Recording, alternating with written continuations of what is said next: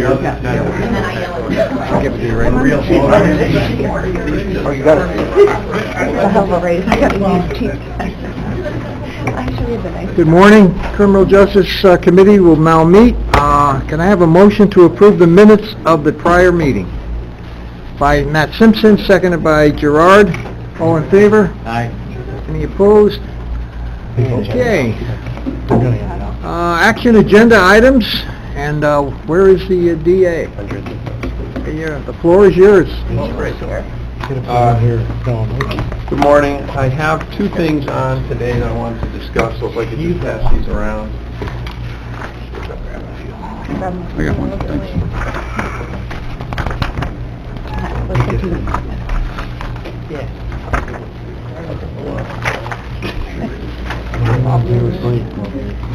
Oh, may I have one, Jason?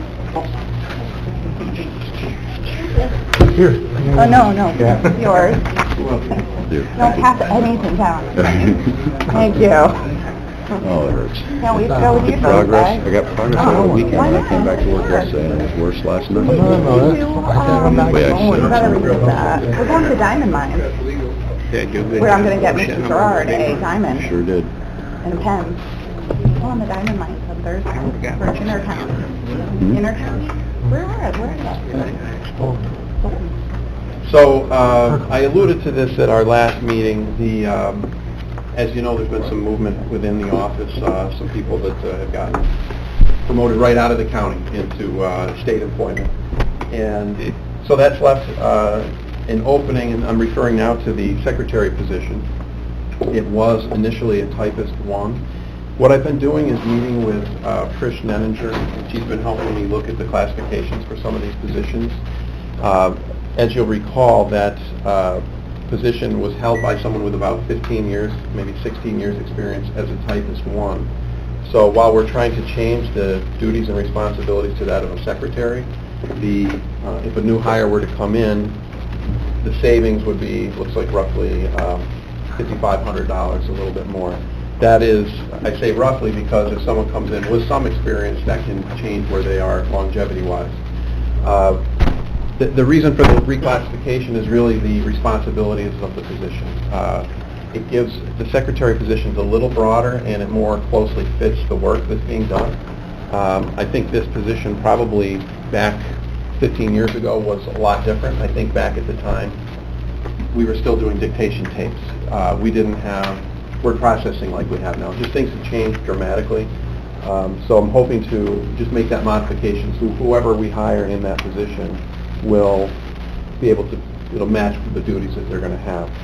Mostly what that involves is going to be secretarial work in a law office, basically. So they're going to be generating documents. They're going to have to be someone that's able to sort of handle their own business. We can't be on top of them all the time, and that's generally what happens anyway, as you know, in these positions.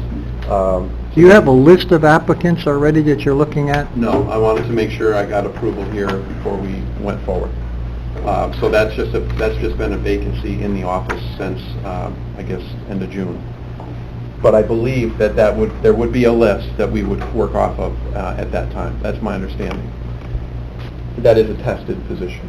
So the motion that you're looking for is to it says here to reclassify position 1 typist, and to fill the position with a new employee, and the Correct. salary would be $27,824. That's the base. So if someone had some more experience within the county that was on the list, that could vary. But you'll see there's quite a bit of cushion there of $5,579 because someone with such a high level of experience left that position. Okay. And so those kind of go together. We're looking to reclassify and fill. And then the other reclassification revolves around our crime victim specialist position. That position has been... you want me to go? I'll move 1 and 2. Good. Okay. I'll second that. Thank you. Okay. Any more discussion? All those in favor? Aye. Opposed? Motion carried. The next one I want to address is a little different. This is our crime victim specialist position. And like all the positions, over time, they do tend to evolve. This one, I would say, evolved a long time ago. Currently, the person holding that position started over 10 years ago as an intern, then was hired on a part-time basis, then went full-time, and is kind of maxed out within the position, and I think that position has grown into such a way that it really should be listed as a senior position. The responsibilities and the things that are being taken on by the current employee there meet the criteria of a senior, and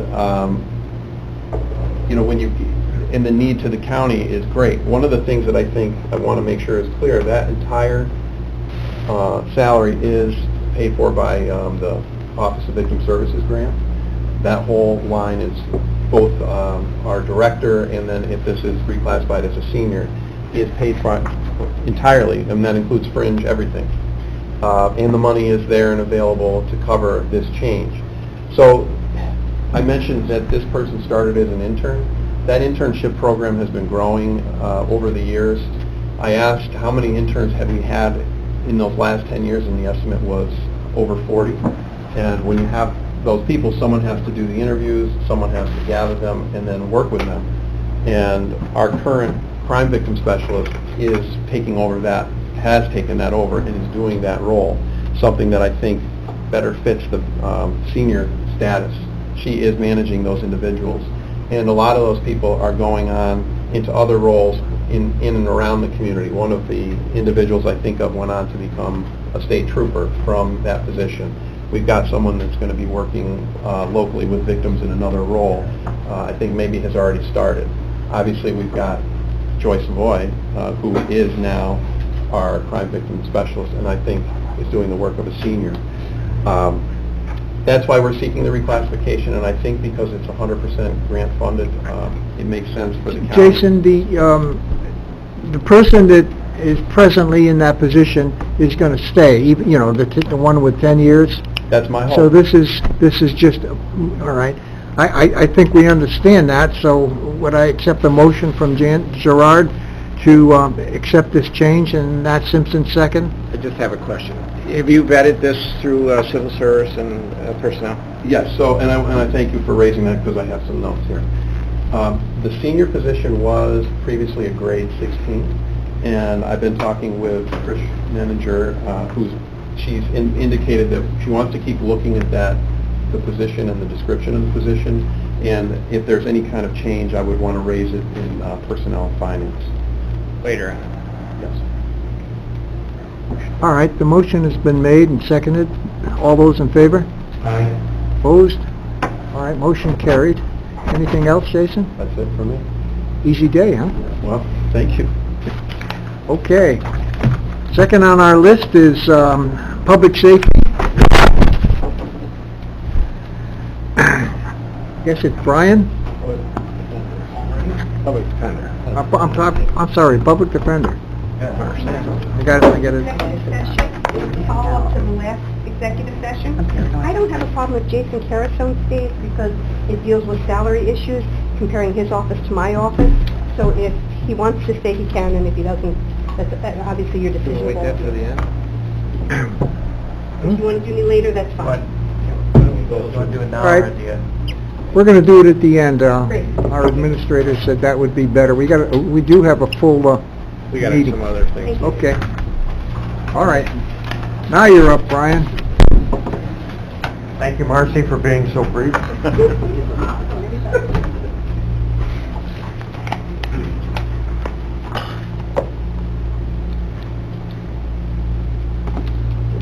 them along, please. I got one, thank you. I've got one for you, Dan. Matt does not like the chair. Really? I'm good, thank you. We're good. That's a text.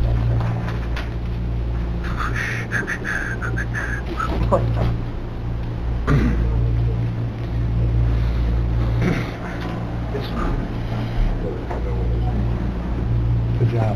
Good job. How's Steve working? Working. We're good. Working. Working. I'm ready to go. Thank you, Mr. Montesi. First item on our agenda today is we're asking for approval to approve the Warren County Continuity of Operations, the COOP, the plan that we've been working on for some time.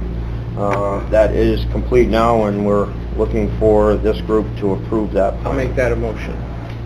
Moved by Garrity, seconded by Seaver.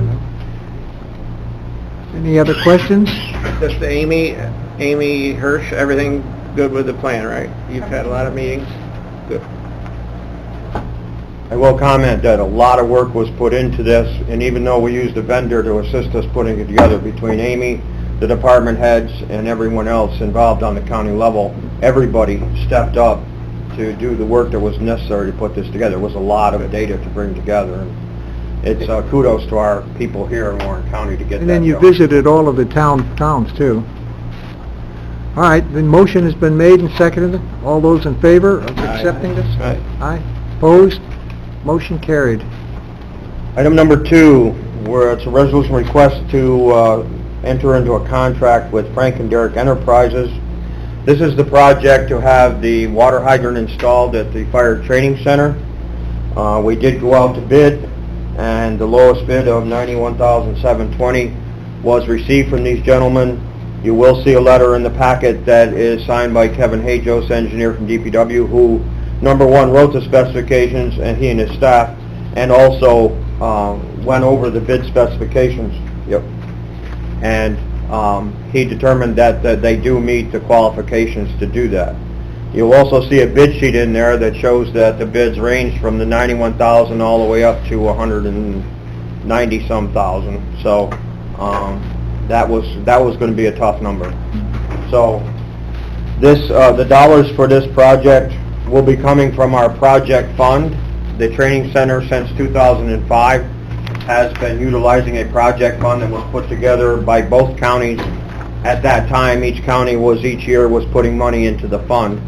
And to be very honest with you, I have been reluctant to spend that money because we wanted to do it the most efficient way possible and to not just spend the money for the sake of spending it. So we've been holding on to this money for some time. It would require from our side the $45,860, and the equal amount would be coming from Washington County. I'll make a motion to get it on the floor. Move to get it on the floor, seconded by, moved by Garrity, seconded by Gerard. Okay. I just have one comment. Although I approve of this, I'm disappointed that we have to go out and hire a contractor to do excavation work for a county facility that we couldn't find time in either DPW department to do this work. So I want to see it done, but it boggles my mind that for a year now we couldn't get it done internally versus hiring a contractor. I approve of it. It needs to get done, but it just bothers me that between the two counties we couldn't get a DPW crew to do this work. The only saving grace here is that there is probably $7,000 or $8,000 worth of work that Queensbury could do for us in terms of the tap and the lateral. So we're going to see if they're going to be cooperative in this venture. But I thought that the director for the water department said he would. So we'll see, Brian. As you know, Ron, we've been working with them for probably 4 months, so a lot of that work was done by yourself, which we appreciate. It came down to their attorney and a number of things, and we tried really hard to do what we could to do this without having to spend a large amount of our dollars. Our project fund does not contain a great deal of money, and we desperately have been trying to get this work done in an efficient way so we would have enough money left over to buy the flashover simulator, which is the only piece that's left that we need, so we no longer have to send people to Saratoga County. This dollar amount is going to crunch that pretty hard. We may have to go raise some dollars to get the rest for the flashover simulator, but again, that's why we've been very cautious spending this money. And once we get this line in, and then you're going to move those particular things that are at Ciba-Geigy site? We've held off on putting the modular buildings onto the site because we wanted to get this work done Right. first. The BOCES group has finished what they were going to do as far as tree removal, and all the fill that's there was supplied by the Washington County DPW. And at this point in time, we're at a point where we could move those buildings in there, but we've held off until this piece was done. Right. Because we're gonna need a few dollars to install those buildings. Again, the whole idea is, we're trying to be as efficient as we can. What kind of a timeline on this bid? The contractor said to me that they could start within 2 weeks from contract. We'd obviously have to get the contract done first. Okay. And I do have to appear before the Washington County Public Safety Committee and get their permission also. It's their $45,000 also. Well, the motion has been made and seconded. All those in favor? Discussion. Just to Kevin's point, I understand that what he's saying, but what is the difference where we contract out paving, to get more done? It's the same thing. And when we went through our cuts, we used to have a wingman when we plowed. We got rid of that. It's one man in the truck now. wingman. We've cut our paving crews down, etc. And that's the reason why we can't do these things, because we don't have the personnel. We've cut them from the budget cuts of 2008, and there's only so much you can do in a day. So we, just as we've outsourced some paving, we're outsourcing this, and we're going to get it done. And I'm not sure that we can't dig that line. I'm trying to get a hold of Jeff to ask why, if we do have personnel. I haven't been part of this conversation to facilitate it, so I'm going to ask Jeff if I think we have one of the personnel things that concern Brian and I is that that's a pretty wet area there, and there may be some dewatering that in order to put that pipe in too, when we went to bid. But Well, we already paid a consultant years ago to predetermine all of that on this site, and the site has been completely laid out to build the actual training center. Obviously, we don't have the $10 or $15 million to do that, so we are making do with what we have, and what we have is working. But we desperately need a water source on the site. The state says we can't do certain types of training unless we have a consistent water source, and that's why we need the hydrant. The town of Queensbury is still going to meter it. We are going to have to pay for the water. It's the way it is. quarterly. We're going to pay a flat fee quarterly. All right. Motion is on the floor. All those in favor? Opposed? All right, motion carried. I assume you want me to take just to facilities or just to finance? Facilities? Finance. Just finance. I would go to finance now. Okay, yeah, DPW has already signed off on it. Okay, very good, thank you. Okay, Brian, now you have some information on the EMS for us. Well, I have one thing quick before that under referral pending items. As you know, our system now requires us to notify you of any travel that's been done that was approved previously. Let you know that I did attend a meeting in Buffalo relative to interop communications between Canada and the United States. It was quite an interesting group, and I believe we did make some progress. Those funds came out of our regular travel budget, and then Amy Hirsch and Mickey Guy attended a leadership course for one day. So those two things were previously approved travel, but we're supposed to notify you of those items. Okay. Talking about the proposals for EMS, we did receive 2 proposals as a result of the information that we sent out. We received those proposals on the 15th. At this point in time, we would like to take some time to review that a little more, compare the numbers. I will tell you, my request is to have a special meeting of this committee to discuss this so we can do it at length and not be under some time constraints. So that would be our request for today. We'd be glad to share this with the committee, but right now we're trying to crunch the numbers and see where we're at. Okay, you you review that and then get a hold of me and we'll set up a special meeting, but who bid on it? Can you? We had two bids, one from Empire Ambulance, one from Johnsburg Emergency Service, or Emergency EMS, Mr. Fusco over there. Okay. And, yes, Rachel. Thank you, Mr. Chairman. Brian, just two quick questions. It was sent out to everyone, right? This wasn't specifically targeted towards any particular entity, correct? Went to all the emergency squads. Okay. And then secondly, can you at least email us what was returned back so we can start looking at that? Absolutely. Just to prepare before special meeting? Yeah, oh yeah, for sure, yeah. We're not trying to hide anything, it's just, we just got this, and I'll be the first one to admit, I was out last week, so I just got this yesterday. Oh, okay. So, And it's purely just informational. I mean, certainly we can choose to not do anything with it. We can choose to look at it. It just should help us. as we originally stated, I think it's important, you saw the presentation that we did, and I agree with the committee's request to see if there was another option out there. And this is two options. I can tell you right up front, the dollar amounts aren't very different, but we want you guys to have a chance to digest this and have a special meeting, and we can really sit down and talk about it. Brian, just to make it clear, the other option, the third option, or the original option, was the hiring of 12 people and two cars. Right, that's what I was calling option Yeah, one. Right, Yeah. okay. Yes. And again, as we compare what has been suggested, obviously each of the two proposals offer some different things, so we want to make sure we're comparing apples to apples and have that all together. So I don't want to do it in a rush, I guess is the term. If we can wait another week or two for a special meeting, I think we would be much better with that, and give you folks a chance to look at it. If I may just follow up. Thank you.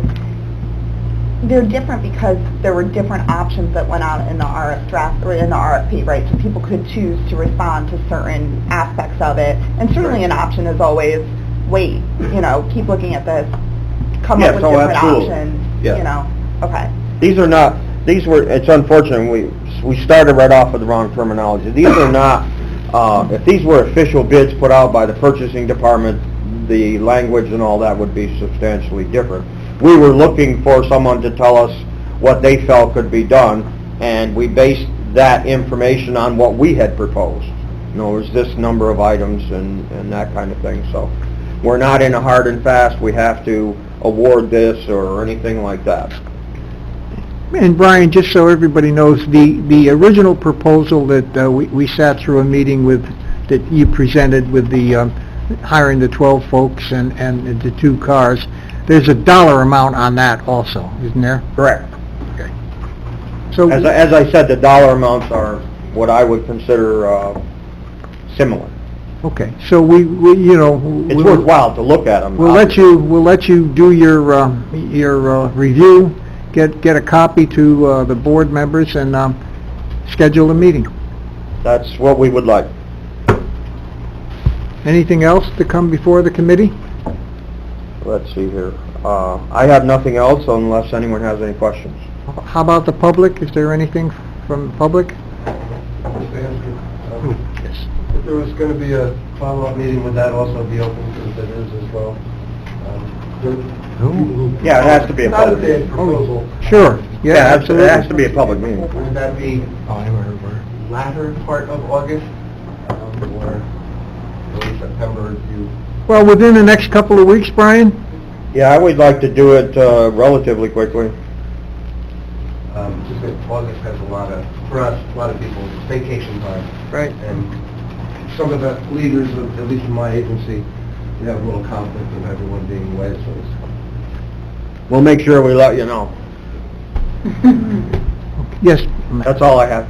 I Yes. have one question. I haven't heard any discussion at all, anything further on the storage of, a building for your, where is that at, for your emergency vehicle? As far as I know, as a result of a facilities meeting and a finance meeting, that dollars were approved to fix up the Merck building down in the old Sibagagi site. There was some engineering things that needed to be corrected, and fixing up a door, adding a door, the electrical work. I do know that Frank Lehman, the county's electrician, approached me yesterday and to look over the diagram as to where we would need particular outlets and like that. So as far as I know, that project is moving ahead. Okay. I will tell you right up front, not all of our equipment will fit in there, which we knew from the very beginning. But the pieces we wanted to get undercover will be okay. Okay. Thank you, Brian. Next. Hey, big guy, how you doing? I know what you're about, huh? Are we going to put a Yeah, but the,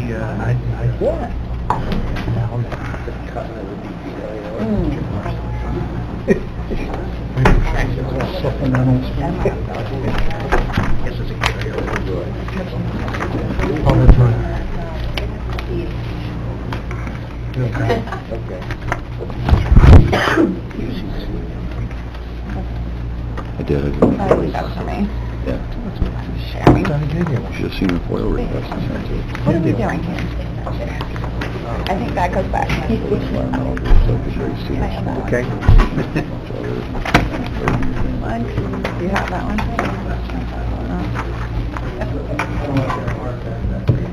But And I need more copies to figure out the passing of paper at our committee meeting.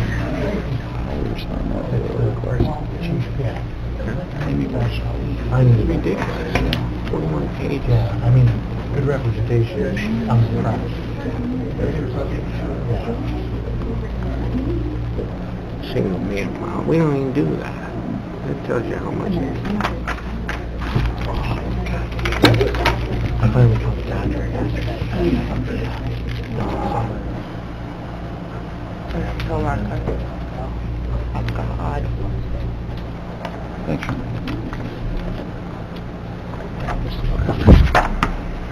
I'm all set.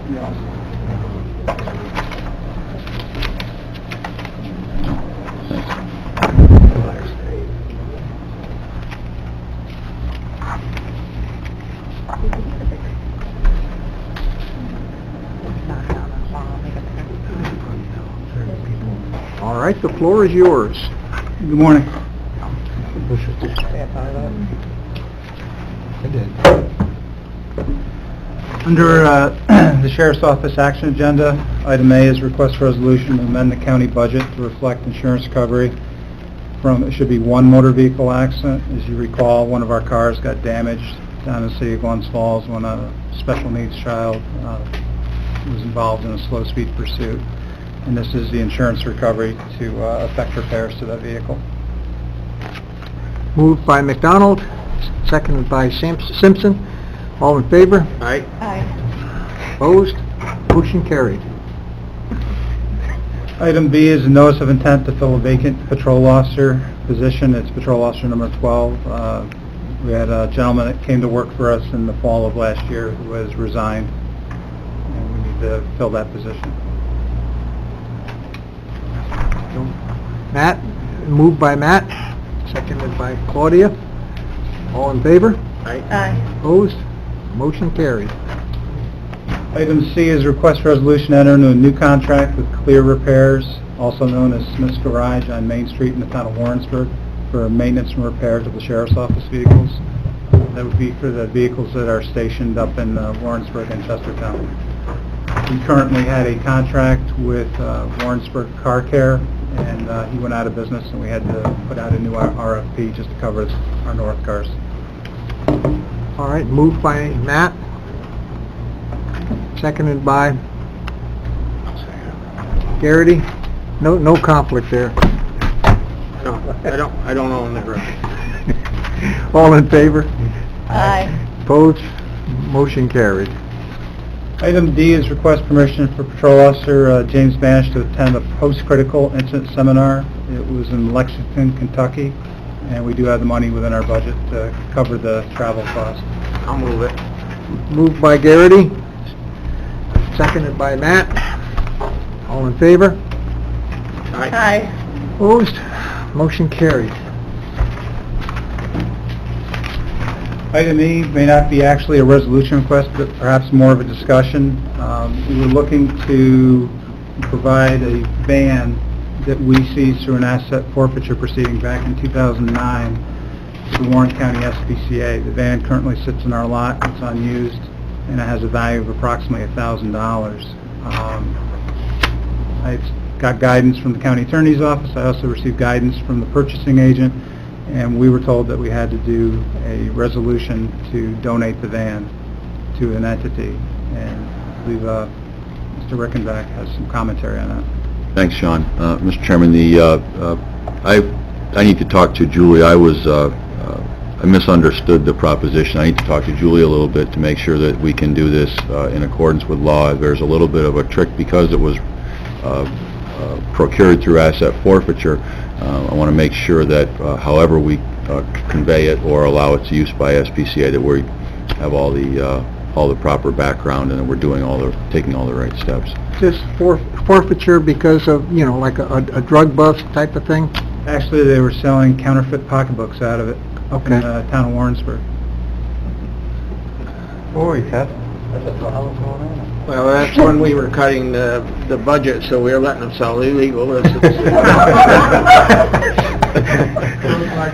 That was during the garage sale. Well, at least it's not. I mean, I remember one time when the sheriff's department got a Ferrari, and I don't remember that. I'd be driving it. well, the other sheriff did. Okay, so this should be then in the form of a motion, or do you want to wait? I think, Mr. Chairman, if the committee is okay with conveying it in whatever manner is appropriate and legal, then I could take that guidance. We could do the investigation and have a resolution prepared for the board at the meeting. I think that's the essence, is that we want to convey it. It's just a matter of in what manner we do it. I'll make that motion, that we allow the transfer based on the findings of the county attorney, as long as it meets all the criteria. All right, Matt, seconded. Do you have a question, Claudia? I'd just like to know, did they ask us, or how did that come about? They approached the sheriff. The sheriff could discuss that. Yeah, they come to me, a couple months ago and was wondering if we had any, I could help them find vendors or something for the van. And popped in my head, we've had this van sitting out there for 8 years that we don't use. It's getting rough. Use that. It's a great van. We got it for nothing, and they accepted. Okay. Any more questions? Move the question. All in favor? Aye. Opposed? Motion. There you go. We got at least, you can handle it from there for us. Thank you, Mr. Chairman. Okay, item F, probably going to require a little bit of discussion, is request a resolution to create a budget code to accept stop DWI donations. I know there's been some email strings flying back and forth between Supervisor Bramer, Supervisor Sieber, County Treasurer's Office, and I know the sheriff generously offered to set up this code so we could help facilitate accepting donations. But if somebody thinks that this should go under traffic safety or another department, we're open to that as well. So I guess we're seeking your guidance. Yeah, thank you. I think that was our initial thought, and since the sheriff had offered to kind of be in charge of those funds as we are accepting them and then distributing them, that makes the most sense, because it'll be, you have a good relationship with the Park Commission, who we are probably going to be partnering with a lot of, we've already done on the enforcement side, and it'll allow us to be a little bit more agile than the Traffic Safety Board, which meets only quarterly. So I would prefer it to go under the Traffic Safety Board, and I think Supervisor Sieber is okay with that. I don't want to speak for you. Safety board or under the sheriff? Or under the sheriff. I'm sorry, yeah, Sheriff. So what we're asking here is that, number one, is to be able to collect funds, donations, and put it into in essence, the sheriff's department. And now, when you mentioned enforcement, do we have to change the law for DWI? I mean, is it more than just the local, or is it the state that has to change? DWI, not Yeah, B, right. Thank you, Mr. Chairman.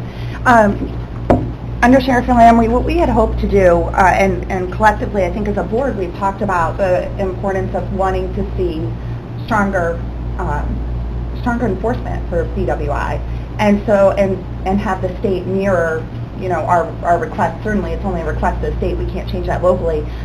So we did send that resolution over to legislative, to your point, Mr. Chairman, that that's something that would have to take place at a very different level than ours.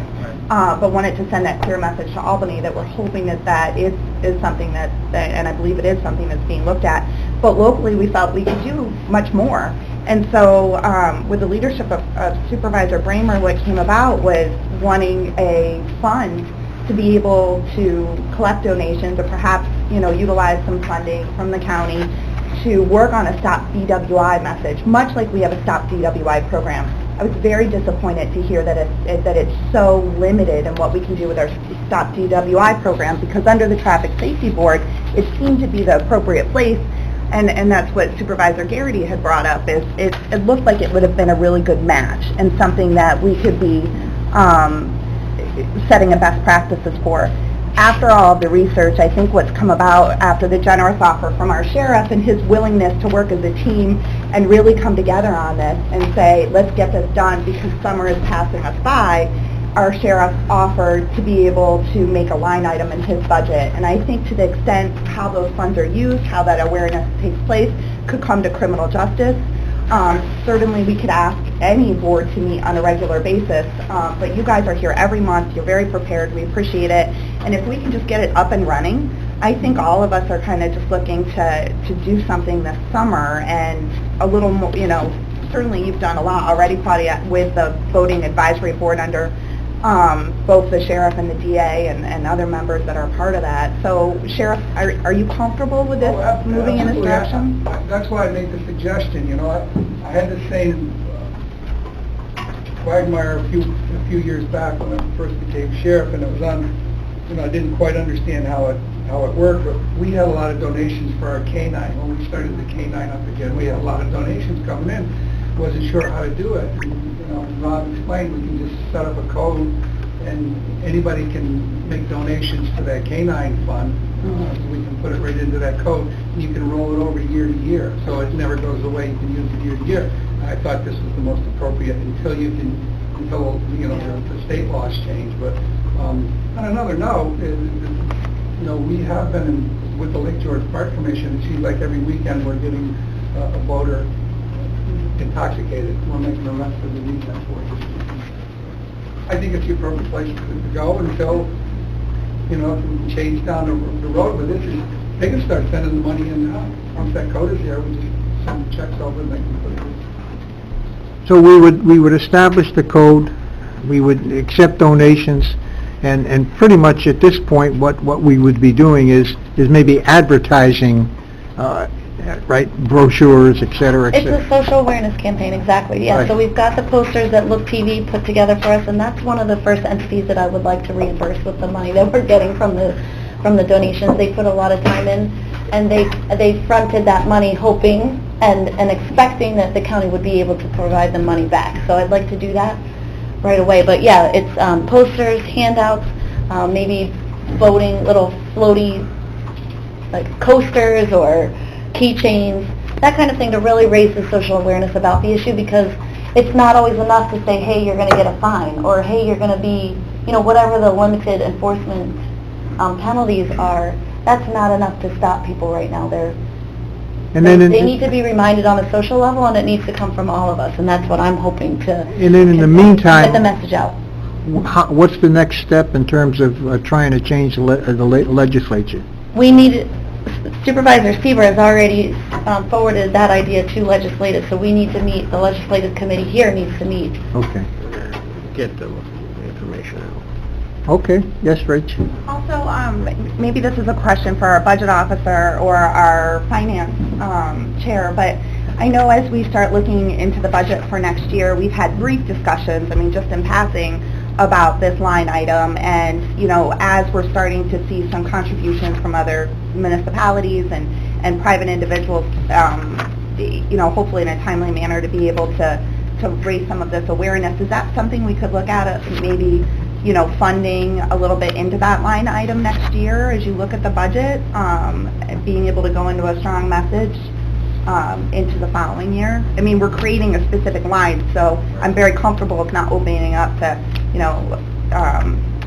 although I think we should be open to any awareness campaign, but I appreciate this particular line in law enforcement effort. So I don't know if maybe that's something that could be considered in the budget process. Yes, and seed money, I don't think it would be a lot, Right. maybe $1,000.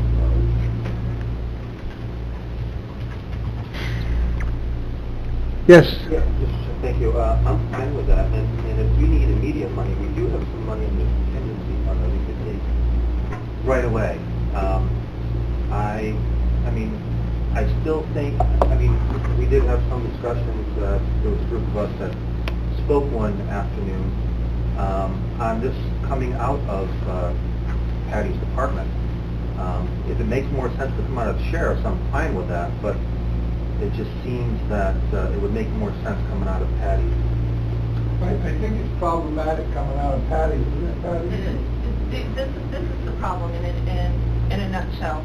And I appreciate everything that Claudia and Rachel are doing, and the legislative move is good. And this is something that the statewide Stop Association has been working for. The legislation for Stop DWI is very rigid as far as it is only in a car, only on lanes. We don't collect the fines. We don't get the fines for even if you're on a snowmobile and you get pulled over for driving while intoxicated. That all still goes to the state, and that's the fight that the association is trying to have. On the traffic safety side, in order for the traffic safety side to take on the BWI, it's going to have to grow enormously. The traffic safety budget right now, including my salary, is $5,000 for the whole year. That's it. 6 hours a week that I dedicate currently to child passenger safety, to distracted driving, to driving under drug influence. So it's already a maxed out program for me. That's not to say that it couldn't grow before then, beyond that, if that's what the county decided to do. But in an immediate response, the sheriff's office already has the relationship with the park commission. If the funds were to grow and to be decided to be used to do patrols, it's more efficient and less bureaucracy for the sheriff's office to have that funding, because otherwise they're going to have to vouch for me for anything that they do. So until, hopefully, the state changes everything and there is a push to have distracted driving, voting while intoxicated, drug driving, all come under our current STOP program, and if the state ever grants that, that's wonderful. Then every county can be doing it, and we can all move that forward. But the way it's written right now is and all the supervisors have understood that. It can't go under STOP. It could come under traffic safety if you chose to grow that department. But it just doesn't seem to make sense between the relationships and the bureaucracy that it don't go to the sheriff's office. Now, if you want some money for this year, I certainly can dig into my limited funds and reallocate my funds and help Claudia pay off some bills for this year, because it is a social awareness campaign. I can pay it out of supplies or advertising and help you with that. But getting it up and off the ground seems to me to be the best move to go to the sheriff's office. And I've spoken with Claudia, and I've spoken with the undersheriff, and I spoke with Kate when she was here. I did background research for Kate. Clerically, personnel-wise, I can hop on and run anywhere under the traffic safety and reallocate my 6 hours for that week if Sean was having an event at the marinas and he needed someone to staff his booth. It just makes logistically more sense for it to go to the sheriff's office. Because I won't have to vouch for them for my time, but they're going to have to vouch for me for anything they did. So what it says here is request a resolution to create a budget code to accept Stop BWI donations, and we would like to do that through the sheriff's department. Yes. So would somebody put that motion? I'll move that. Moved by Garrity, seconded by Rachel. Is there any more discussion? All those in favor? Yes. Just briefly, so Patty, you have funding then that is available, that's excess funding? I don't have excess funding, but I'm only at my 6-month mark, so if the supervisors decided that and I can understand the position Yeah. Claudia's in, Right. that she wants to see, you know, she Yeah. can say, can you see if you can find $500 out of your traffic safety Okay. supply budget, or 250 or whatever, I can try to reallocate. The problem we got into, Rachel, is, like, when I go and I'll do a booth for 3 days at the volleyball tournament in November, the state was coming down so hard on the stop DWI people that if I had paid that out of stop, I couldn't put any distracted driving brochures Right. out. I couldn't put any DWI brochures out. So now I garner my funding so that, you know, 200 of the 600 comes out of traffic safety, so I can say to the state, look, I'm following the guidelines. Well, I think our hope is just to really look at all available funding, you know, Absolutely, and- general fund is last. And if we can get an idea of what you're looking for right now, then I can, especially in my 2018 budget, I can try and budget for a cross initiative. Okay. We can, you know, if we can pass this resolution, we will send it on to finance, and finance will help find those dollars. How much do we owe, Look? It's 5,000. 5,000. Wow, that was a We've big, gotten 2,000 from the village. okay. So I would really like to see us be able to support that at a county level, maybe from the contingency fund, instead of having to encumber her budget that's already spoken for. Buddy, I think once you put it out there publicly, you're going to get donations. I do too. I definitely want this resolution to A pass. ton of donations, so you can put rid of that code and pay it all. All right, so let's move the motion. I'll call for the vote on this motion, with the provision that it's going towards the sheriff's department, going to be part of it. All those in favor? Aye. Opposed? All right, and it'll move on to finance, and it'll Oh, be they're going to finance. up to Matt Sokol. Oh, yeah. So can I make a resolution now that we ask for money? That this committee is asking finance committee for money?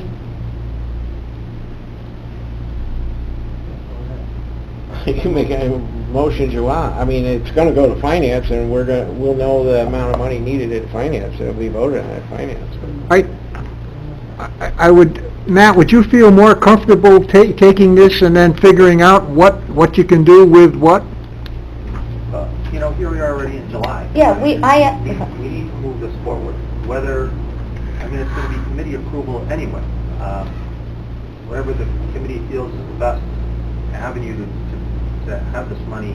We talked to the budget officer already about this. I think there's funding available from contingency. When we get to finance and we know what the dollar amount is, I think it'll... Not a lot of money. I mean... No, it's not a lot of money. For We can this get it through particular- at finance committee. I wouldn't worry about it. Okay. Sean, anything else that you have? Yeah, I had a last-minute resolution request. You're going to see that I provided you with this supplemental, and it has to do with our corrections overtime. We were budgeted $350,000 for the 2017 calendar year. To date, we're about $30,000 in the hole for corrections overtime. And I'd urge everybody to read this paper. We took some time to put it together, but it spells out the reasons why we're in as bad shape as we are. Attached to that is a resolution request to transfer $125,000 out of corrections regular salaries into corrections overtime salaries. I'll make that a motion. Moved by Garrity, seconded by Matt. Yes, Dan. I know we've been over this before, but when we put on 14 more correction officers, you know, the audit that the state did pointed out the overtime issues, et cetera, and the burnout. We thought that would be alleviated, but we seem to be back in the same boat. So there's multiple things going on here. You guys explained it, excuse me for making it be redundant, but I'd like it explained again. Okay. Let's talk about the vacancies that we have. As of today, and Captain May confirmed this, we have 10 vacancies? Yes. And as of tomorrow, we have what, 11? 11. So these vacancies aren't something that just occurred. To date, we've had 763 shifts that have had to be covered. That's 763 8-hour shifts that may have caused overtime. Well, before you go any further, Dan, I think we need to explain a little further to you. The reason the vacancies are there is we've been losing, correct me, Al, I think in the last 6 months, we've lost at least 5 people that have gone on to work for state corrections that correct? Correct. So keeping people in the positions, Dan, is the hard part. They go to different jobs. We've had a couple of people, and I think Sean's going to cover that, we've had 2 people out on 207C injured that we're paying, that they're taking up 2 slots that we can't fill, and that's been 5 or 6 years. We're working with our lawyers to get them off the books so we can replace them. So keeping people in the positions has been the hard part, because they're going to other jobs. But Dan Gerard, I think one of the other things is it takes so long to fill a position. You have your test, you have your civil service test, and then you have to have your agility test, and then you may have X number of people on the list, and then they choose not to take the jobs. Well, and the other problem has been, correct, Al? Getting a corrections test. We've had a problem. We haven't been able to fill positions for the last almost 2 months. Yes. Because there was a problem with the civil service list. Correct. Can you explain what that was? As the test was given, I guess, in another county, there was a problem with the proctoring of the test or collection of the test. I'm not sure if it was absolute, but that held up the grading of the test. So that list wasn't provided to the county, Trish, to say, hey, this is the list of eligibles to choose from. So that held us up for a month and better.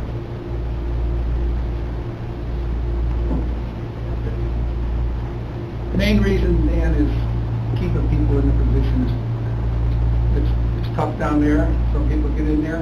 We send them through the training, and after... What is it? What is it, a 6-week training? We had 8 weeks on the job where they're shadowed by another officer, but sometime in their first year of employment, they have to go through a 6-week academy. Some of them go 3 months, 4 months, they're still on the OJT, and I don't like this, they're gone, so we have to start the process all over again. And even though they're our employee, Dan, when they're on training, we can't count them as part of the minimum staffing, because they're actually being trained by somebody else. So in the perfect world, you're talking about those 13 positions that we got, if those positions were filled, we didn't have anybody out on military leave. We have 2 people out on military leave for almost a year. We got to fill those slots as well. If everybody was there, probably the overtime would be less than half of what it is. So the other thing that's impacting us is sick leave. We've paid out 392 shifts of sick leave year-to-date this year. 207C, as the sheriff mentioned, we've had 2 corrections officers who've been out on 207C since 2011. We've been working with self-insurance, the county attorney's office, and Lawrence Peltrowitz to get them off our payroll and to get them retired. Until they're actually retired, we can't backfill those positions. So they're getting paid to sit home. Military leave. We've paid out 386 shifts of military leave so far year-to-date. We've had 2 corrections officers that are on deployment. 1 left on January 1st of this year, not expected to return until September 30th of this year. The other member left on February 15th, and we don't have a return date on him at this time. Corrections Academy. We had 2 corrections officers attend a 6-week academy so far this year, and that created 60 shifts. One of the things that's really impacted us, we talk about unfunded mandates that come down from the state. We want to talk about constant supervision. Constant supervision, layman's term, we call the suicide watch, where it's one-on-one supervision. In 2017, year-to-date, we've had 970 shifts of constant supervision. 970 shifts. During the same time period last year, we had 543 shifts. The dramatic increase in this type of supervision is due to mandated criteria established by the New York State Commission of Correction. We got a memorandum from the Commission of Correction back on December 21st of last year. The changes that they imposed on us encompass opiates, synthetic opiates, which were ingested within a 12-hour period prior to somebody being booked into a correctional facility. These changes also cover somebody that admits that they have a dependency issue on alcohol, and there's a concern that they may suffer from a delirium tremens. Because of these added mandates from the state, it's increasing our overtime, clearly driving it up. And one other thing to explain, when they come in and they answer a questionnaire, and if they now answer that questionnaire that they have a high dependency on just alcohol, they want to watch. and that creates overtime. So these are things that the commission has changed, that you will watch them for that reason. So it's At least 50% of the people get booked in the jail go on a watch. 50% of the people, he says, that go into the jail go right on a watch. What's that? 50%, half of them. Because of narcotics, alcohol. And that changed within the last year, so that's why it's coming. So in summary, you have a $350,000 overtime line, you're minus 30,000 in the hole, you're requesting a transfer of 120,000 from... 125,000. From regular salaries, Oh. because we have positions obviously that have not been filled, so there's extra money there. At this point in time, we're looking to move 125 over into the overtime code. Okay. Is that in the... Yes, Mr. Chairman. At what point does the overtime projection overtake your normal budget? In other words, you have 8 or 11 vacant positions, so those dollars, some of those dollars are not being expended for regular time activity, and you're shifting them over, which of course is the correct thing to do. At what point are there no dollars available in the regular line to take care of the overtime, or do you not see that as a problem between now and the end of the year? No, there will be a problem before the end of the year. As you're obviously aware, overtime dollars cost more than regular hours. Right now, when we looked at our budget, we had roughly $150,000 to $200,000 extra in regular salaries. So at this time, we're only moving 125. I can't project that we'll have enough to cover it for the rest of the year. But we should be able, hopefully we'll still have it within the budget, Ron, because we have the overtime budget, or not the overtime budget, the part-time budget. Hopefully we can take some from that as well. We're thinking it's going to be close, but we think we might be able to cover with that. I should, Mr. Chairman, if I could just continue, I just want to say for the record that the sheriff has repeatedly funds that fall into the fund balance each and every year in terms of your operating condition. You've done a very judicious job with the administration of your operations, and so I know you're not any happier with this. No. Yes, Dan. Question, if we're missing those 10 bodies, they aren't receiving benefits, medical benefit, would there be money in the medical line item? Yes, at the end of the year. And can we take money from that and put it into salary? I believe you can. Yes, you can, Dan. That was something I forgot. We have done that before in the past as well. We've had more in that code. So there's another batch that we probably can take out of. I'd just like to make one point before we vote. The one thing I know we're talking about money here, but we should be talking about the mental health of our officers over there, because each one of these shifts is filled by somebody who's in a stressful job right now in a facility guarding people that usually don't want to be there. And I know we're talking about money, but let's think about the correction officers too that have to fill these shifts. And some of them, one of the things, we're in negotiations with them, but one of the things we have heard, is some people get burnt out working all these extra shifts. So every time, I know we're focusing on money, but every time somebody is filling that shift, so let's think a little bit about the correction officers too, because... Thank you. I appreciate that. One thing that you should understand is when we can't fill that shift, sometimes you don't get volunteers. I know. They're forced to stay. We've had people miss birthdays, graduations, because they've been forced to stay. And what that causes is a mental rift amongst the group, and then you start people saying, well, if they're not going to take care of me, I'm going to call in sick. No, I'm not sick. It's a vicious cycle. We got to be very careful. We try not to do it. I tell the captain, let's not let them miss their kid's birthday or their graduation. Let's try to work with them, and we do that as much as we can. But they do get stuck a lot. And it's having a lot of shifts. I appreciate you noticing that. All right, so the motion is, and it's been made and seconded, that we allow $125,000 from the sheriff's regular payroll transfer, and I guess you'll bring this to finance. It automatically goes to finance. And I have a vote on that. All those in favor? Aye. Opposed? All right. Anything else? I just wanted to report back that they had the opening of the RFP last week. Remember, we discussed how we put out a request for proposals for a clerk of the works to help assist with the ongoing radio improvements that we have going on. We have to go through them. Mark Neal is our radio guru, so to speak. He knows a great deal about it that I honestly don't understand. So we're going to sit down. We did this last time. We hired a contractor to come in. We assign a point system, and that's how we have to go through and evaluate them. But just to give you an idea, the low bid was $40,000, and the high bid was $75,000. That's for part one of a two-part project. So we have to go through, and hopefully next week we can make a recommendation as to which How one. big a project is this in terms of dollars?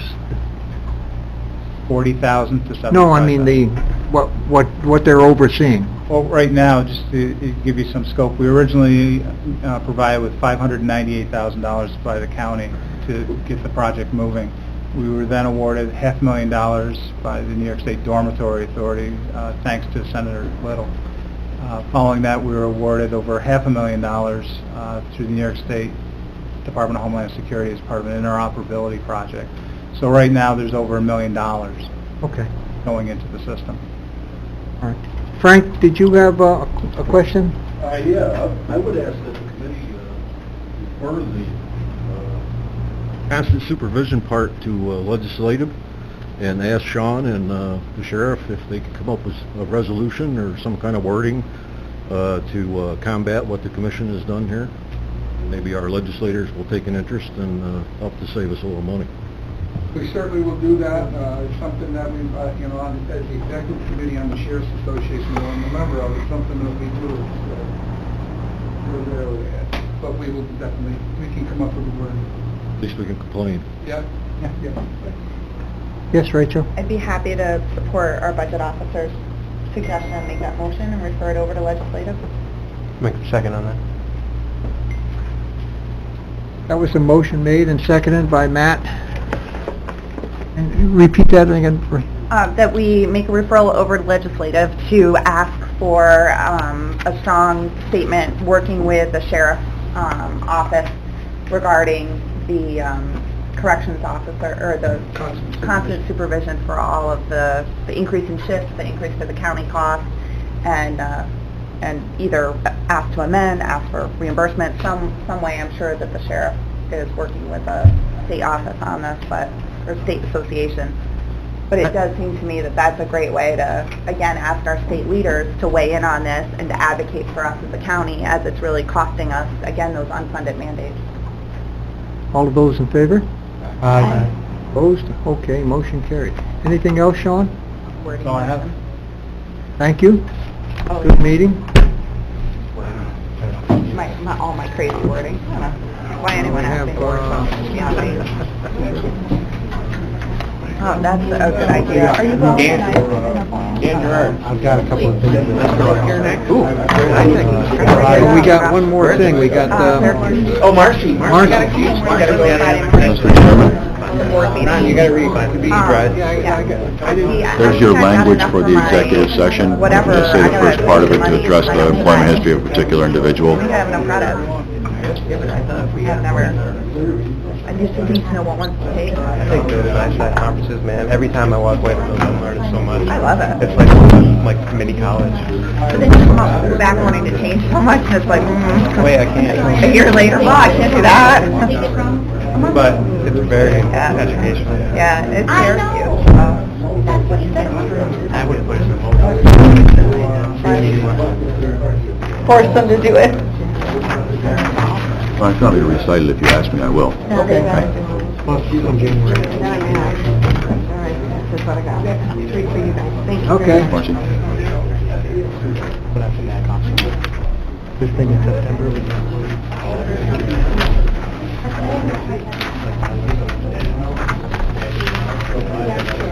What are we doing? Yeah. Go into executive session. Tell me, yeah. I'll tell you all right. Okay, Marcy, we're We're calling this is the Public Defender's part of the Criminal Justice Committee, and Matt? Hold up for a second. Well, we haven't gone into it. Oh, you didn't go in yet? Okay, I'm sorry. Oh, he's ready to go. Sorry, right in. I'm waiting to hear that legal reason why you're going to... That's right. Right. Process. So Marcy, the floor is yours, and I know you wanted an executive session. Yes, please. This is a follow-up to the executive session I did last time, where the committee indicated to me they wanted me to come back to them so that we can continue my discussions that we had in the executive session last time regarding the first assistant. All right, and our attorney has a reason for establishing the executive session. Thank you, Mr. Chairman. I understand this is to discuss the employment history of a particular person. Is that Yes. correct, Marcy? Yes, it is. There we go. A point of order, if Yes. I may. I don't think we have enough people at the table to vote to go into executive session. I think there's a different You need threshold. five. You need five. So we, 1, 2, Need 3, five. 4, 5. does the chairman count as one? I'm on the committee. I'm counting you. Oh, I'm thought I- here. I'll make five. Although everyone seems to... where's old McDonald? You gotta Not yet, vote. we haven't voted. Here to go? I'll make a motion. What are we going into executive session? To talk about a particular history. So this isn't, just to clarify, this isn't about your office staffing as a whole? I'm going to go into that just as a subtext, but the issue is the first assistant and personnel issue regarding the first assistant. Is it a specific person or the That's issue right. of that position? The employment history of a particular individual. Correct. Is he just- I'll make that motion that we go into executive if it's already not been made. All right, moved by Claudia, seconded by That's not- Matt. All in favor? Aye. Opposed? We are now in executive session. Thank you.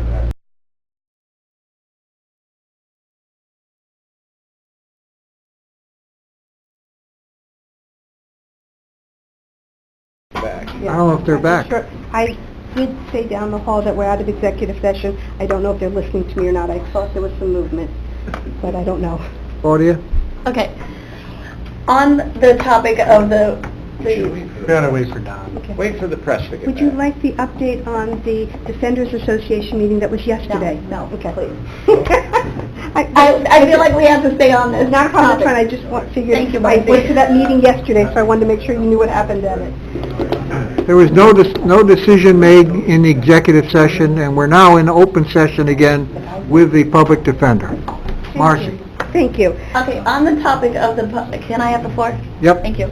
On the topic of the first assistant PD salary, Marcy's proposed 82,620, and, you know, I am in support of that. I think that I'm willing to compromise a little bit, and looking at the history of salaries, going back to 2008, the first assistant DA has made over 80,000 since 2008.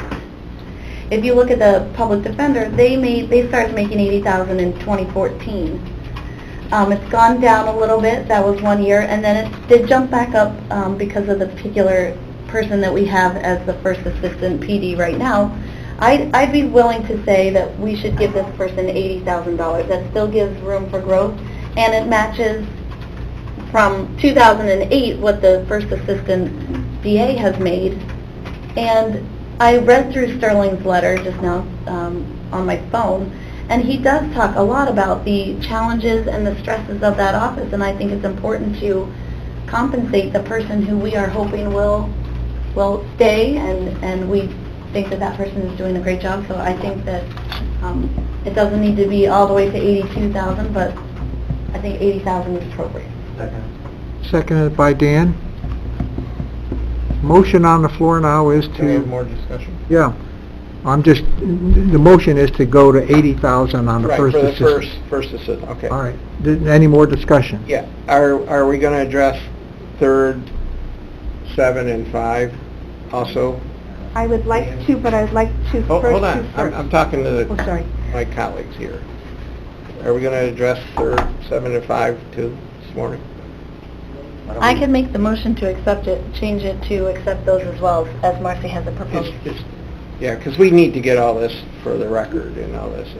I mean, Rachel? I respectfully appreciate your comments, Supervisor Bramer and Marcy. Again, I just want to voice my concerns that we have a process in place. We have a personnel committee.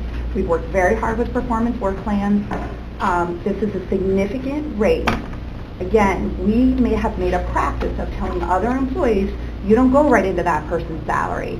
There was an argument made several years ago for Sterling, and given, you know, his experience and background on this board, supported that decision as a whole. The concern I have now is when you look at these salary jumps, we're not talking a COLA increase, we're not talking a couple thousand, we're talking thousands of dollars. I would like to be a little more conservative in that number. I would like to see a suggestion made by our county administrator, who's our acting county administrator, at the $72,600. However, I'm going to stress again that we need to be fair to all of our employees. This is an interesting process to have it come and take place in this way. We're going into budget season. I know with Sterling's departure in September 1, we do need to set a salary, and that takes it out of the regular process, so it certainly could be reviewed. But I am much more comfortable at the 72.6, which still provides him a bump from 59. 22%. 22%, that's 22% to the 72? Yeah, it's 13,000 from 59. Yeah, I mean, that's a $13,000 increase, and you know, you have expressed that he's enjoying this position, he's willing to stay. I think that Supervisor Beatty also made some comments about the fact that if we give a range, what we're going to have happen is people working to those different levels and having a goal, and we can't keep coming back to committee every year and increasing these salaries. We just can't afford it as a county. I do think it's different than the district attorney's office. I understand comparing salaries, but I think we're missing some apples to apples. So in 2016, the salary for that position was $71,283. We're increasing it from the 2016 salary, and again, going down from the 2017 salary, but I still feel that this conservative approach would be worth taking a look at. So I'm not in favor of this motion, and I wish we could come to more of a compromise. Matt? You know, I stated that, you know, I firmly believe that we should compensate county employees for the work that they do, and you know, take into factor their experience level, and making sure that we continue to provide a workplace that attracts quality candidates, keeps quality candidates in-house as well. But some of the points made by Supervisor Sieber, Beatty, and the chairman about you know, the appropriateness of when to have these discussions matters. We do have a plan, we do have a process for adjusting these things, and I think we could do a better job of bridging the gap and finding a compromise, instead of maybe 80 today is not the answer. Maybe it is a little bit lower, but maybe it is you know, higher than. I mean, 22% is a pretty substantial jump in anybody's standard of living. So I would actually prefer at this point to not vote on this right now, and wait for the budget process to readdress this and go from there. Well, there is a motion on the floor, I'll get to Doug. There is a motion on the floor and it's been seconded, for $80,000. So, you know, we'll deal with that, but go ahead on discussion. Like I mentioned earlier, there's a major difference between public sector and private sector. We, as officials in the public sector, have a fiduciary responsibility to look at every dollar and maximize. We have a phenomenal staff and employees here at Warren County, but we also have a significant responsibility to the taxpayers that we get our biggest bang of every dollar. When we say let's go from 72 to 80,000, that's an $8,000 difference, just haphazardly. Well, it's not just $8,000. It's $8,000, and the average person will probably stay 15 years. So now you're looking at a $120,000 increase, plus the raises during that time frame, and say 2 or 3%. You're going to end up around 150, 160. So that mere $8,000, as we sit around here and say, well, let's just go from 72 to 80. That's a $160,000 increase over the next 15 years. That's significant. That's really significant. And so I don't like to go into these, and I know we said things in executive session, I won't repeat them. But the fact of the matter is, in the private sector, they can do that if they want, because they're held accountable to the stockholders and the president of the company. They're a private entity. They can give somebody double their increase. We in the public sector cannot and should not ever look at this so haphazardly. And I'm not saying you were, Marcy. I want to make that very clear. I understand, individuals have more experience, but we have to stay within our process and guidelines to maximize our efficiency for all the residents of this county. And that's all I'm saying. They get raises now, we all get raises, well, supervisors don't, but the rest of the employees get raises. All right, here's what my take on it. Matt, in reference to your point about not voting now, that would be really unfair. Marcy's got a situation where she's got to fill a first assistant.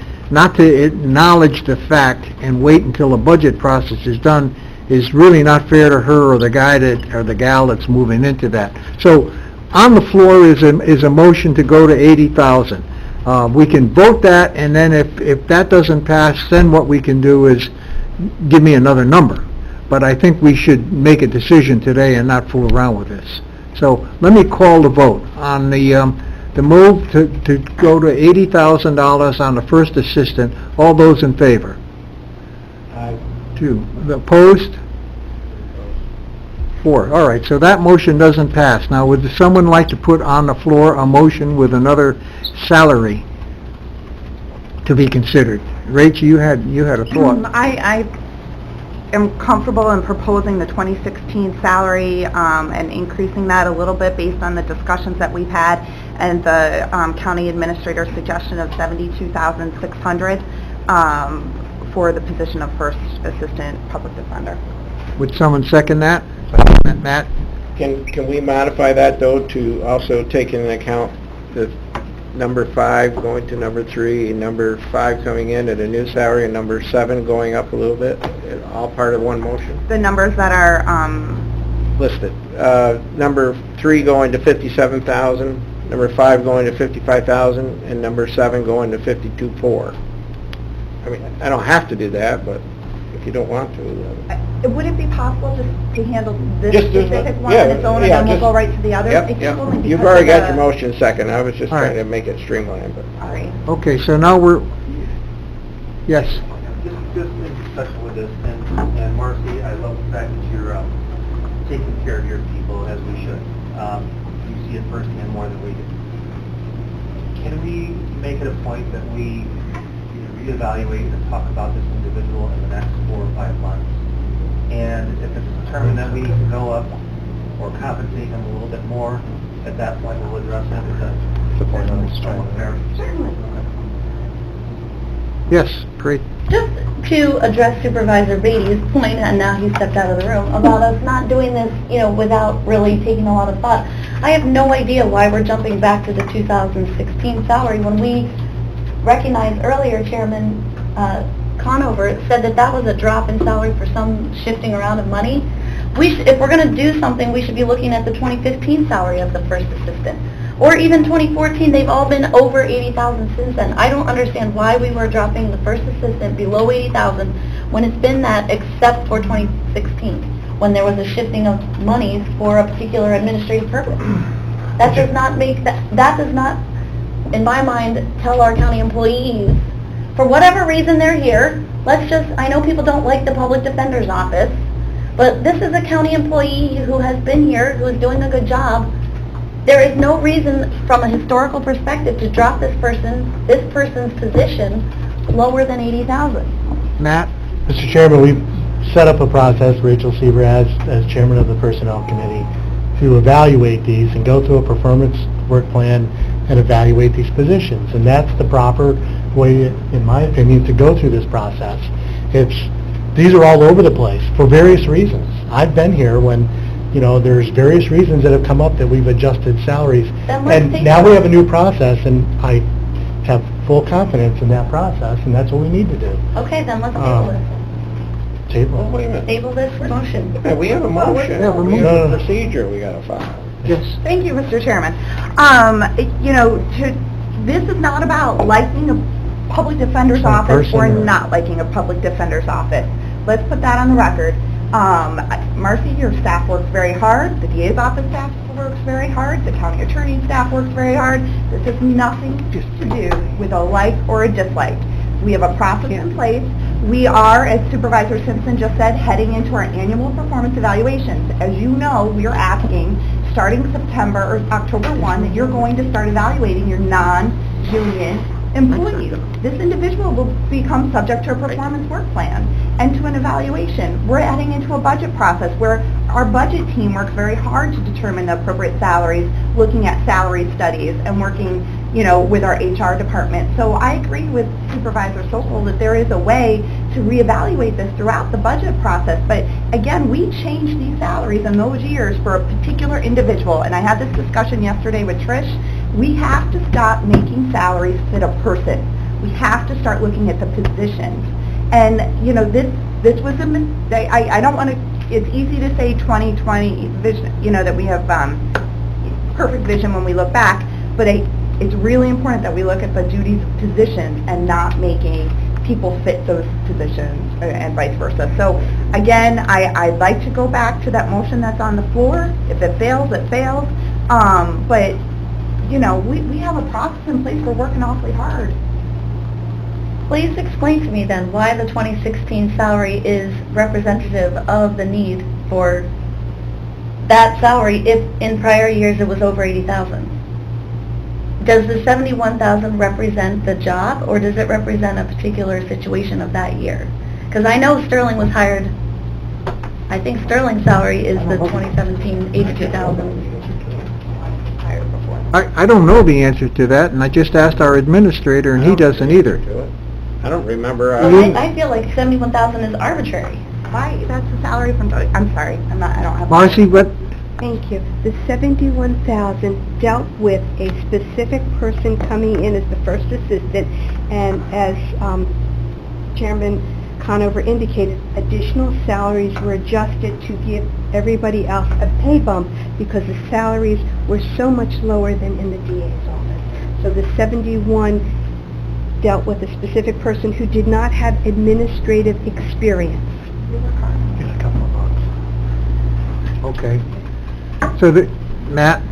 Just wanted to, thank you, Mr. Chair. I just wanted to reiterate that we do have a process for addressing compensation adjustments. And that process, all I was alluding to earlier, Supervisor Montesi, was that we should address how much this person should receive at the appropriate time.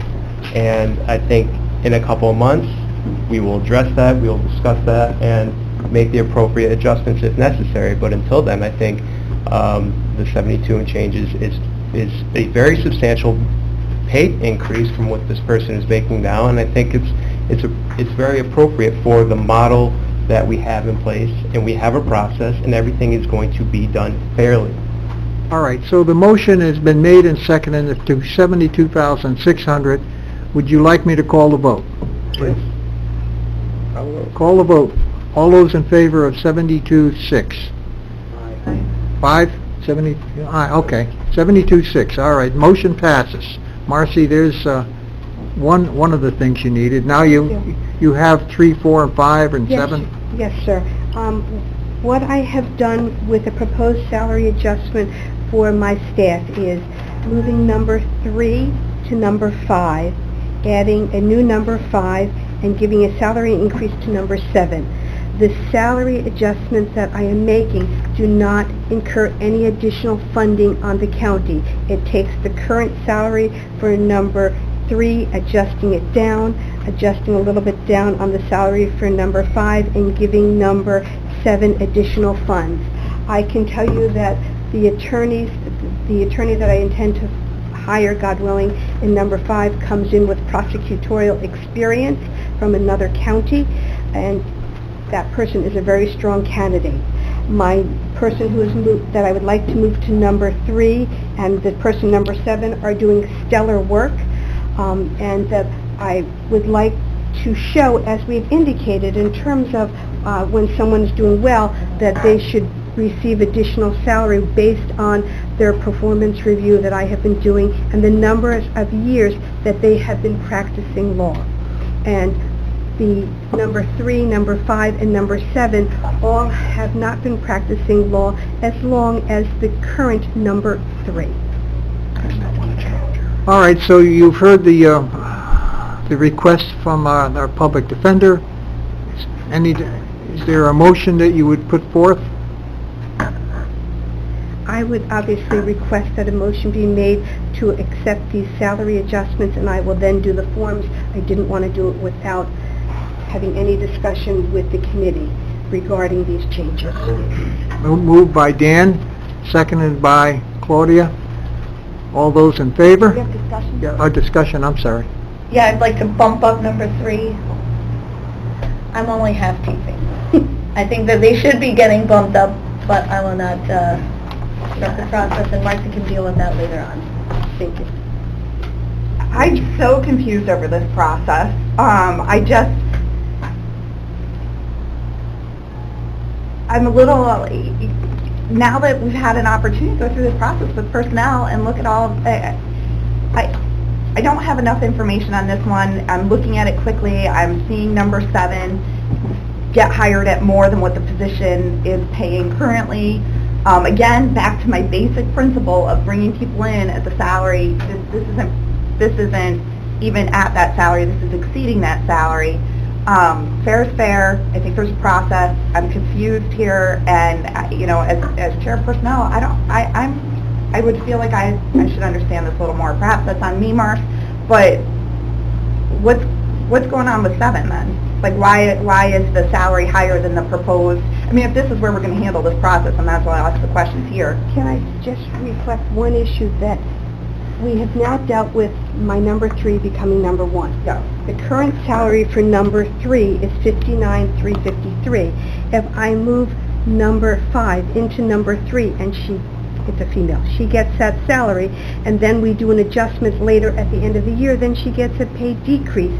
I think that is morally difficult for an attorney to be saying, okay, you can do that work, but you're going to be now given a decrease. And as a result of whatever you were going to do for number 1, I felt these were the appropriate adjustments. So that was my logic behind it, doing it at this time. Matt, you had a... Yeah, thank you, Mr. Chairman. In light of all the changes that we've been doing here, this is going to have to appear before personnel, which I think is going to be a lengthy day as well. But I think ultimately we need to keep in mind that it's not just about this particular position or positions. There has been discussion that we are looking to eliminate 5 jobs. I would much rather see slight decreases in salaries, such as what we've done today for the 3rd going into the 1st, and saving 5 jobs. I would, to me, it's disheartening to rid of 5 positions if that's our plan, but if we can somewhat decrease some salaries to salvage 5 positions, I would be 100% in favor of that. Matt? I'm confused. I think you said it. I might be wrong. 5 to 3 is a decrease? Number 5 would be going into the number 3 position.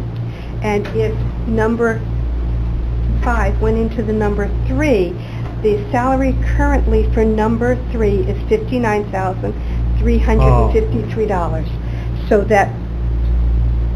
So that it leads me to the question of maybe we need to look at all these salaries, because we're making decisions based on previously set salary in a previous position held by a previous person. Mm-hmm. So I think it just leads to more credence in our process that we've established to deal with this. But I think all these the command to look at these things. We need to look at all these. I'm really uncomfortable, not because I don't agree with the salaries, but I don't have enough information to say yes. So it's my own issue, not anything you've That's done okay. or... But my question becomes, when I promote number 3 to number 1, I have to fill the number 3 position. I can put it in at the current salary, but I have no problem doing that. but I think I have always tried to be fair with all my employees and with the county, trying to be open and honest with all of you in terms of what goes on. And I really have worked really hard on that. And I gave you this chart that has from 2007 straight through, comparing both, because I want you to see everything. I'm transparent on those issues. I think it's important. So I have no problem giving the number 3-person, of the 5-person, the 3 salary, but I also think in terms of fairness, that isn't fair. So I'm trying to give you my honest answer. Mr. Chairman? I think you get into this dilemma when you move from, you have a position that commands a certain level of education and experience, regardless of who's going into that position. You don't sculpt the position to the individual. The position is what the position is. And the moment you begin, what's happened here, I think, is we started down the road of sculpting the position to the individual. And that is, in our form of decision-making, in terms of our form of government, that is a major problem, and it's a dilemma, because how do you even begin to quantify some of these things other than in a subjective way? So I think that when we adjusted the position downward by over $12,000, that set a certain level. And then since then, we're sort of in a position to, one way or another, to try to play catch-up. And I think what personnel through the performance process will do is they'll begin to standardize this once again, that these are the positions, this is what they pay, this is the level of experience that's required. If you have more experience in that position, God bless, thank you very much, but that's what the position pays. That's the level of experience that we require for that position. I'm just trying to frame what I think is the issue here, and what's creating the situation. Rachel? May I make a suggestion? This is all this is great information. I'm glad we're spending the time on it, but these other positions, Marcia, is there any way that we could just, between now and personnel, we can meet, we can talk more about it, we can go through a chart that might be very helpful for all of us in terms of these different positions to understand. We have a personnel meeting. We can certainly bring it up in personnel, but I think it's crucial to fill your first assistant for September because you rely so much on that person and that we've done. But I don't know if, could we just maybe put this on hold for enough time? I mean, personnel's going to be here before you know it, but I think it warrants more information. My concern, with all due respect, I understand what you're saying, I hear you. My concern is, I am concerned about being able to cover all the courts and staffing, because we have the arraignment piece, which I haven't spoken about, and the coverage issues I have with that. I am concerned about, if you're telling me that I am not being authorized to move other people around, that means I can't fill an open position, and I do need the open position filled, because if 3 moves to 1, then I still have the 3 position open. I'd like to move 5 to 3, but I'd like to put somebody in at 5. And I don't want to lose that person. Personnel is only on August 3rd. I didn't know when it is, I'm sorry. So all I'm suggesting is, as your point of contact for personnel, and our personnel committee works very hard to look at information ahead of time, perhaps what we could do is set aside a little bit of time. We could come up with an email and some information with the county administrator and revisit those additional positions at personnel. Could I make a suggestion then? Could there be a motion made to allow me to fill positions subject to personnel committee approving the salaries? Well, Right now, we're filling the one position. Right. Is somebody making a motion to fill the other positions? yes, there's a motion on the floor that said we were Yes. following this, so now... We're going to drop the salary on the number 3 person from 59 down to 57. We're going to put the number 5 person at 55. I don't know if that's an increase or not an increase. Decrease. Huh? Decrease, Decrease? Yes. And then she wants to bring a new person at 5,000. Yeah, that's the motion that's on the floor right now. Do you want to vote on that? I think we should have vetted this through a little bit more through committee first, but I mean, I have no problem allowing Marcy to fill her position. as I stated before, we have a process. Everybody has stated we have a process, I mean, we're reducing number 3, that's a good thing. We're going to increase another one to bring them up, and I don't think we're saying you can't shift these people around. You can shift them around if you didn't change the salaries at all, but you're just wishing to fill the lower one. So I'm okay with whatever you're trying to do here. Next time we just need to have a little more. All right, we can, this can go on for a long time because, opposite, but there is a motion on the floor. Do we want to vote on that? If All we right, have a motion. I'll call the vote. The vote is to accept the list that Marcy has presented. All those in favor? Aye. 1, 2, 3. I'm opposed. Okay. Are you in favor or opposed? I'm opposed. All right, those in favor? 1, 2, 3, 4. Those opposed? 4 to 3, the motion carries. Yep, now it goes to personnel. All right, Thank now you to very go to much. personnel, Certainly. which Thank should be you. a pretty long meeting, too. Yes, it will. Thank you. What we need though, Marcy, from you is we need the proper forms filled out I so will we do can that. get it to personnel, Yes, so sir. everybody can look at it. I will have them... Show the reductions and show the increases. Is there anything else to come before the Want the committee? update on the Defenders Association meeting yesterday, on Sunday. The Defenders Association had their statewide meeting on Sunday. They are continuing the current grants. By December 1st, they have to get a budget into the governor of what the proposal will be for 2023. Prior to the meeting on Sunday, I had a 2 3/4 hours meeting with Indigent Legal Services. They indicated it was a needs assessment. I told them what the issues we have, arraignments, and how all the courts work and how everything works. They are taking that into consideration when they make their needs assessment. The other issue they brought up is that the last grant that I applied for should be coming out of the Office of Comptroller shortly, and that means I could then, because you had allowed me to apply for the grant, to have another attorney to cover morning arraignments and evening arraignments. So that position would be fully state-funded at $47,500. They've indicated they're going to be issuing a new RFP sometime in the next month. They didn't indicate any specifics what they were looking for in that. As soon as that comes in, obviously I will ask your permission to review the RFP with you, and then I would like to submit if we could. One other question, nighttime arraignment, the program we've been working on, where are we with that? We still have the issue in terms of security for the courts. However, the most interesting thing from Sunday's meeting is that in Western New York, the courts are doing the arraignments without security, which was interesting to learn. So that was very interesting. They have indicated that if a judge handles an arraignment without a public defender present or an attorney present for the attorney, that judge may be being referred to the Committee on Judicial Conduct, indicating they have not complied with the legal requirements. So I think things will be moving faster in the upcoming time. Mr. Carasone and I have discussed some alternative solutions, and we are working on those also.